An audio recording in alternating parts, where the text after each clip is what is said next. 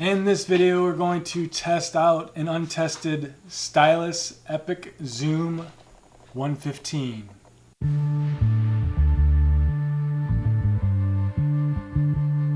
Alright, so I picked this camera up off of eBay for, as you can tell up top, for $24. And it's a very good price. Usually anything under $30 is what I look to spend for these Olympus style clamshell cameras. So this is a very good price for that.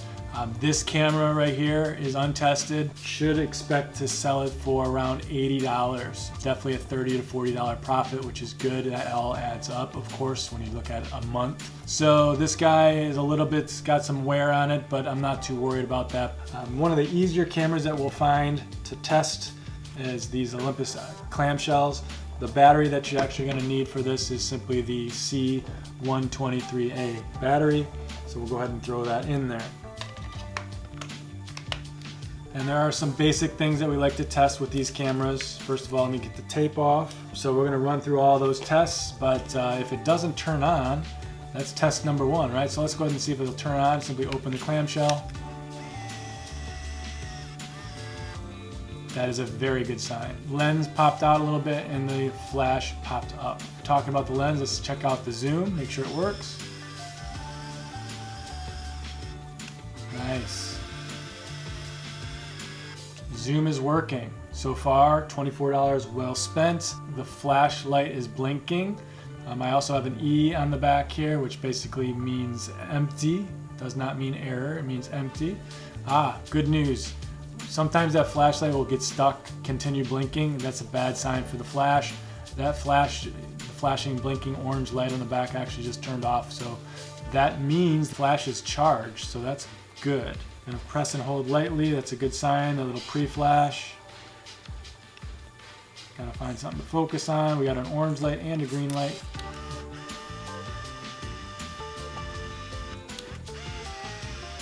Uh-oh.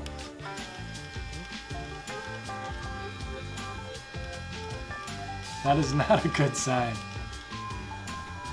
Oh no.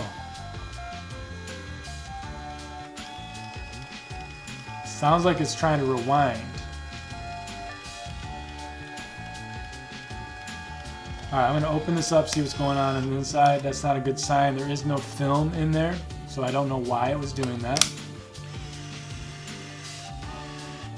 Let's see what's going on with this bad boy. Alright, let's try that again.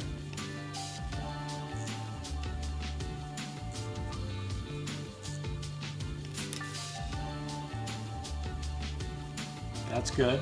Just waking up, right? He hasn't been used in years. So far, so good.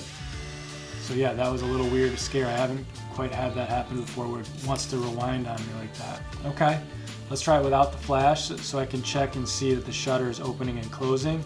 With this one, all you can do is look at the front of the lens. No flash on. Look at the front and make sure it opens and closes. And it does. Let's check the timer. I like to check the timer, so I'm going to set the timer and turn the flash back on. Boom. Make sure the timer works. Good. Well, so far so good. We had a little bit of a scare there. So far I think it was kind of a false alarm. Next thing I like to do here in this instance, not much to test on this guy. Let's go ahead and test the film. This is my dummy roll that I use. Because I test so many cameras, I just use one roll of film that I reuse and reuse. Problem is, how do you get the film out of it? Well, here's a tool. There's a link in the description below. So let me grab my film. And boom, there you go. Link in description below. All right, so let's get the film in there. This is gonna be a good test because of the way it wanted to make that sound earlier. Maybe it was hunting for film that was in there and then someone just took it out earlier. I'll line up our film into the back here. Line it up, make sure it's flat. Close it up.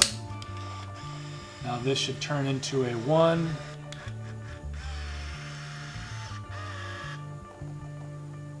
There we go. Take a couple pictures. Now it says 2, another good sign.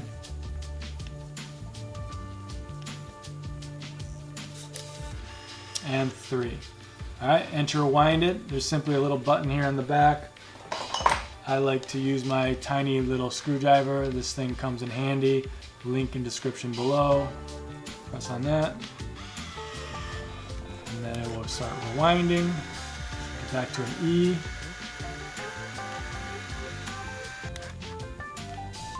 Boom, E, open it up, and film is gone, but I can always reuse it because I do have my trusty tool to pull the film out. And that is it, ladies and gentlemen. This is a working camera that gave us a bit of a scare in the beginning. So 9 cameras in a row tested that are working. Guys, this is no joke. You can make a lot of money doing this. Every month, if you just need a couple $100s a month, if you need $1,000 a month, if you need more than that, just a matter of your hustle, how much time you're willing to put into this. I've made up to $4,500 net profit in 1 month just because of my hustle. You guys can do that too.